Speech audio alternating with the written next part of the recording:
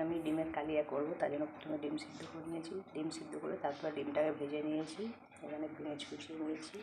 এখানে কড়াই তেল বসিয়ে দিয়েছি।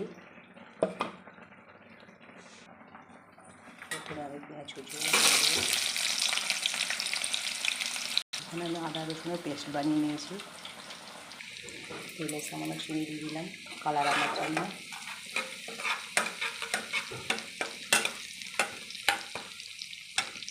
আমার পেঁয়াজটা লাল লাল ভাজা হয়ে গেছে। এবার বেটে রাখা আদা রসুনের পেস্টটা দিয়ে দিলাম।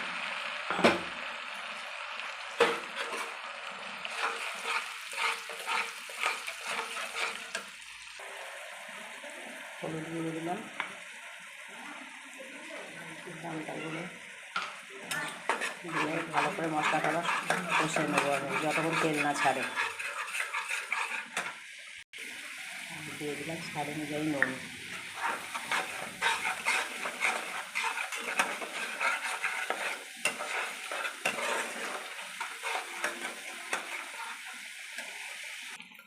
ভালো করে আমার মশলা কষানো হয়ে গেছে, মশলাগুলো তেল ছেড়ে গেছে। এবার আমি জল দিয়ে দেবো।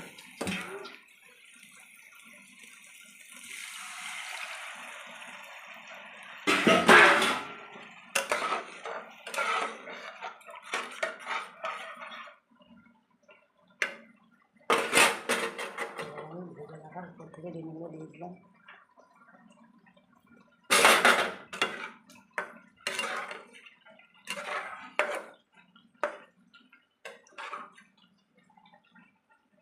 আমার যদি ডিম রান্নার কালিয়াটা ভালো লাগে থাকে অবশ্যই একটা লাইক কমেন্ট করে পাশে থাকবে। আর নতুন নতুন ভিডিও পেতে আমার ইউটিউব চ্যানেলটাকে সাবস্ক্রাইব করে দেবে, পাশের বাটনটা বেলটা বাজিয়ে দেবে, যাতে নতুন কোনো ভিডিও বানালে সবাই প্রথম তোমাদের কাছে চলে আসবে। তো সবাই ভালো থেকো। তো ডিমের কালিয়াটা আমি একটা জায়গার মধ্যে দিয়েছি। দেখো কত সুন্দর কালার হয়েছে, দেখতে কত সুন্দর হয়েছে।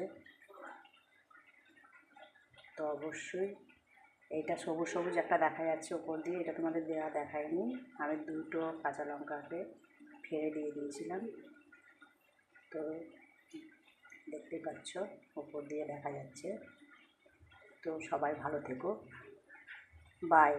আর কেমন লাগলো ভিডিওটা একটু কমেন্ট করে জানাতে ভুলবে না।